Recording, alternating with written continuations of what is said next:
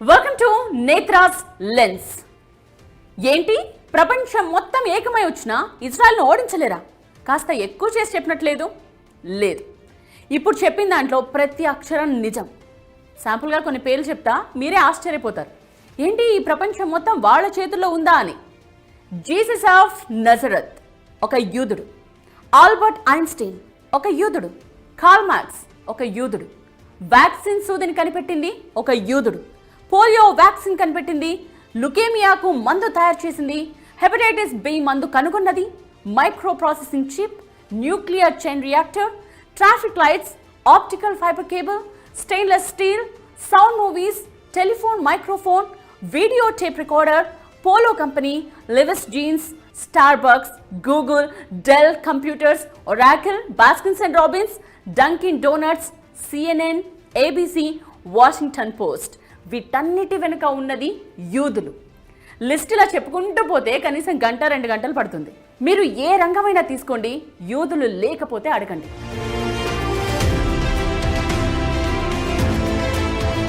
Okay, coming to the point. స్వర్గం కంటే గొప్పది ఏంటి అని యూదులను అడిగితే వచ్చే సమాధానం ఇజ్రాయెల్. అక్కడి అణువణువు వారికి పవిత్రమే. అందుకే ఇజ్రాయెల్ పై దాడికి ఎవరైనా వస్తున్నారు అంటే ప్రపంచాన్ని ఓడించడానికి సైతం సిద్ధమవుతారు. మరో ఇంట్రెస్టింగ్ పాయింట్ చెప్పుకోవాలి ఇక్కడ. ప్రపంచంలో యూదులందరినీ కలిపితే రమారమి 1,60,00,000 మంది ఉంటారు అంతే. బట్ జాగ్రత్తగా వినండి, గత 105 ఏళ్లలో ఉన్న ఈ 1,00,00,000 మందే 15 డజన్ల నోబెల్ ప్రైజెస్ గెలుచుకున్నారు. అంటే 180 నోబెల్ బహుమతులు.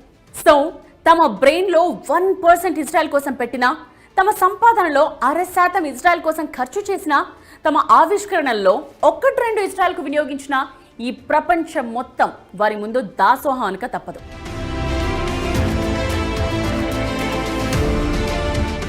అసలు చుట్టూ 6 శత్రు దేశాలను పెట్టుకుని తొడగొట్టి నిలబడుతోందంటేనే యూ కెన్ ఇమాజిన్ ఇజ్రాయెల్ ఎంత పవర్ఫుల్లో అని. యూదులకు ఇంత బ్రెయిన్ పవరా? ఇజ్రాయెల్ అంటే అంత కస వాళ్ళకి? No doubt. శతాబ్దాలుగా వాళ్ళు పడ్డ కష్టం అలాంటిది. 100 ఏళ్లుగా ఎంతమంది ఎన్నిసార్లు దండయాత్రలు చేసి ఊచకోత కోశారు. బాబిలోనియన్లు యూదులను బానిసలుగా మార్చుకున్నారు. రోమన్లు కొన్ని వేల మంది యూదులను చంపేశారు. యూదుల భూభాగాన్ని చిన్నాభిన్నం చేసి చెల్లా చెదురయ్యేలా చేశారు. తలదోచుకోవడానికి వేరే దేశాలకు వెడితే అక్కడా పట్టుకుని చంపేశారు. స్పెయిన్లో యూదులను తరిమి కొట్టారు. యూరప్లో కట్టగట్టి అందరినీ సామూహికంగా చంపేశారు. యూదుల తత్వం ఒక్కటే, ఎక్కడున్నా సరే అధికారంలో ఉండాలి, వ్యవస్థపై ఆర్థికంగా పట్టు సాధించాలి. ఇవే కోరుకుంటారు వాళ్ళు. బహుశా ఆ లక్షణమే హిట్లర్కు యూదులపై ద్వేషాన్ని పెంచిందేమో. దాదాపు 10 లక్షల మంది యూదులను ఊచకోత కోసాడు హిట్లర్. అలా 100 ఏళ్ల పాటు ఎక్కడెక్కడో తలదాచుకున్న యూదులు 1900, 2000 మధ్య తిరిగి ఇజ్రాయెల్ చేరారు. అందుకే ఇజ్రాయెల్ అంటే వాళ్ళకి అంత ఇష్టం, అంత పవిత్రం.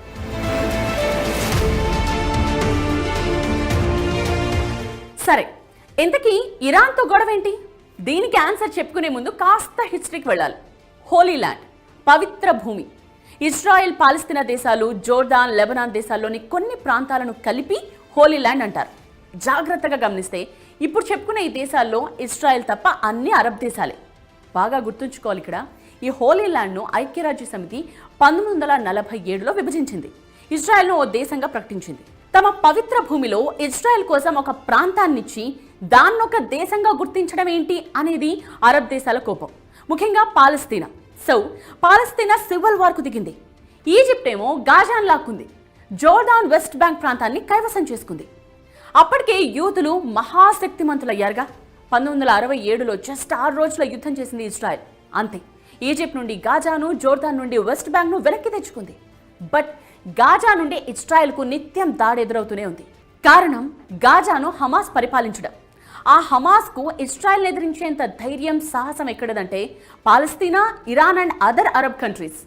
హమాస్కు ఇరాన్ పరోక్షంగా ఆయుధాలు సప్లై చేసింది, కావాల్సిన ధన సహాయం కూడా చేస్తూ వచ్చింది. సో ఇప్పుడు లింక్ తెలిసిందిగా, ఇరాన్ అంటే ఇజ్రాయెల్కు, ఇజ్రాయెల్ అంటే ఇరాన్కు ఎందుకంత కోపమో.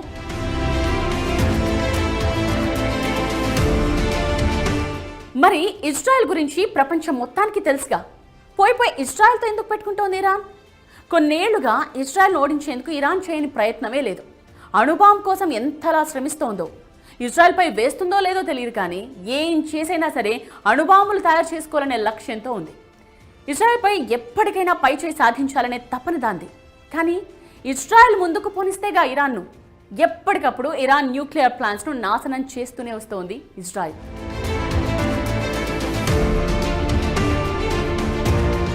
అది పక్కన పెడితే ఇజ్రాయెల్ బలం ఎంత, ఇరాన్ బలం ఎంత? అఫీషియల్ డేటా ఒకసారి చూద్దాం. International Institute for Strategic Studies IISS, Stockholm International Peace Research Institute SIPRI, ఈ రెండు సంస్థల డేటా ప్రకారం దేశ రక్షణ కోసం ఇరాన్ $7.4 బిలియన్ ఖర్చు చేస్తోంది. అంటే అటు ఇటుగా 60 నుండి 65 వేల కోట్ల రూపాయలు. బట్ ఇజ్రాయెల్ ఏకంగా $19 బిలియన్, మన కరెన్సీలో 170,000 కోట్లు. ఏ మాత్రం కంపారిజన్ లేదు. పైగా ఇజ్రాయెల్ జనాభా జస్ట్ 97 లక్షలు.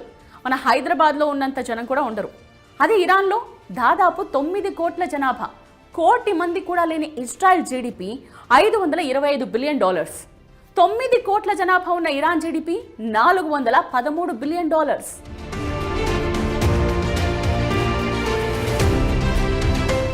సరే, ఈ రెండు దేశాల సైనిక శక్తి ఎంత అది కూడా చూద్దాం. ఇజ్రాయెల్ దగ్గర 340 వార్ జెట్స్ ఉంటే ఇరాన్ వద్ద 320 యుద్ధ విమానాలున్నాయి. ఇరాన్కు 6 లక్షల మంది సైనికులుంటే ఇజ్రాయెల్ వద్ద ఉన్నది 170,000 మంది. ఇరాన్ దగ్గర ఉన్న బాలిస్టిక్ మిసైల్స్ 3,000కు పైనే. బట్ ఇజ్రాయెల్ దగ్గర ఎన్నున్నాయో ఇప్పటివరకు కరెక్ట్ లెక్క తెలియదు. బట్ ఒక్కటి మాత్రం చెప్పగలం, ఇజ్రాయెల్కున్న బలం దాని ఎయిర్ ఫోర్స్. ఇరాన్లో కీలక లక్ష్యాలపై దాడి చేసే సత్తా ఉంది దానికి. ఇరాన్కు ఎన్ని మిసైల్స్ ఉన్నప్పటికీ ఇజ్రాయెల్ గగనతలాన్ని రక్షించేందుకు ఐరన్ డోమ్, ఆరో సిస్టమ్స్ ఉన్నాయి. ఈ ఐరన్ డోమ్, ఆరో సిస్టమ్స్ ను బ్రేక్ చేయడానికి ఇరాన్ పడ్డ కష్టం అంతా ఇంత కాదు. వాళ్లే చెప్పుకున్నారు ఈ విషయాన్ని. America air defence system third Patriot ను సైతం ఛేదించగల సరికొత్త బాలిస్టిక్ మిసైల్స్ తయారు చేశామని చెప్పింది ఇరాన్. తాము తయారు చేసిన సరికొత్త వార్ హెడ్స్ డైరెక్షన్ ను మార్చుకోగలమని చెప్పుకుంది. మొన్న వాటిని ప్రయోగించే ఇజ్రాయెల్ ను దెబ్బతీసింది ఇరాన్. అందుకే అత్యంత శక్తివంతమైన ఐరన్ డోమ్, ఆరో ఎయిర్ డిఫెన్స్ సిస్టమ్స్ ను ఇరాన్ బ్రేక్ చేయగలిగింది.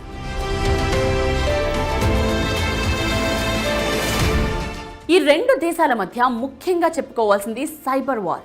ఇది ఏ స్థాయిలో జరుగుతోందంటే కనీసం ఊహించలేరు కూడా. 2023లో జస్ట్ 83 రోజుల్లోనే ఇరాన్పై 3,380 సైబర్ దాడులు చేసింది ఇజ్రాయెల్. ఇరాన్లోని పెట్రోల్ స్టేషన్స్ను సైతం గందరగోళంలో పడేసింది. సరిగ్గా ఆ సమయంలోనే ఎందుకన్ని సైబర్ అటాక్స్ అంటే ఇరాన్లో అప్పుడు పార్లమెంట్ ఎన్నికలు జరుగుతున్నాయి కాబట్టి. అంటే రోజుకు 40 సైబర్ దాడులు, గంటకు దాదాపు 2 సైబర్ అటాక్స్ ఉక్కిరిబిక్కిరి చేసింది ఇరాన్ను.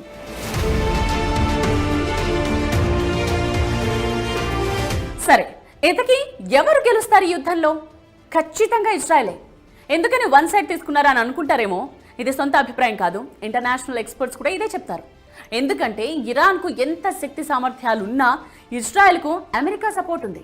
అసలే ఇజ్రాయెల్ మోస్ట్ పవర్ఫుల్ కంట్రీ మిలిటరీలో. సైనిక శక్తిలో ఇజ్రాయెల్ చాలా ముందుంది. అలాంటి దేశానికి అమెరికా తోడైతే ఎవరైనా బూడిదవ్వాల్సిందే. బట్ అంతవరకు వెళ్ళదు పరిస్థితి. అలాగని ఇరాన్కు భారీ డ్యామేజ్ చేసేంత వరకు ఇజ్రాయెల్, అమెరికా ఆగవు. సో ఈ యుద్ధం ఎంతవరకు పడుతుందో చూడాలి. ఇది వాల్టి నేత్రాస్ లెన్స్. నేత్ర.